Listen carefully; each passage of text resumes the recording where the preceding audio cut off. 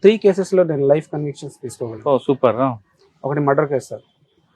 Murder case అంటే భార్య lover ఇద్దరు కలిపి భర్తను చంపేశారు సార్. అవునా?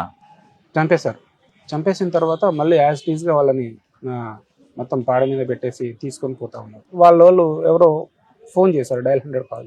ఎస్ఐ వెళ్ళారు. సార్ ఏం కొంచెం ఏదో డౌట్ సస్పీషియస్గా ఉంది సార్ అని చెప్పేసి చెప్పారు. అశోక్ బాబు అని చెప్పేసి ప్రజెంట్ ఇక్కడ మాగానూరులో ఉన్నాడు. కొంచెం డౌట్ వస్తుంది సార్ అని చెప్పేసి చెప్తే ఇమీడియట్లీగా నేను వెళ్ళాను. వెళ్ళి చూస్తే బయట నార్మల్గా ఉంది, మొత్తం బాడీ మొత్తం నార్మల్గా ఉంది. నార్మల్ వెళ్ళిన తర్వాత ఒకసారి చూస్తే ఈ లెఫ్ట్ సైడ్ ఈ భాగంలో కొంచెం ఇలా ప్రెస్ అయినట్టు ఇలా ఉంది. ఒక్కటే మార్క్. ఆ ప్రెస్ అయిన మార్క్ చూసేసుకొని ఇమీడియట్లీగా మేము మహబూబ్నగర్ మార్చరీకి షిఫ్ట్ చేసాం. ఆవిడ ఏం చెప్తుంది అప్పుడు?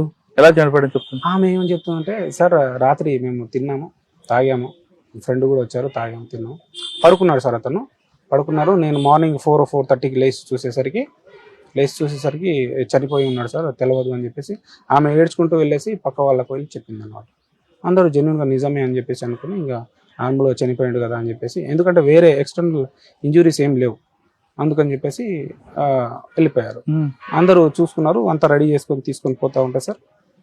అక్కడ పోస్ట్ మార్టం షిఫ్ట్ చేసిన తర్వాత సార్ నేను డాక్టర్ గారు ముందే చెప్పాను, మేడం ఇది కొంచెం మాకు బాగా సస్పీషియస్ ఉంది, కొంచెం కంపల్సరీగా మాకు వీడియోగ్రఫీ పెట్టుకుంటాం పోస్ట్ మార్టంకి అని చెప్పి చెప్పాను.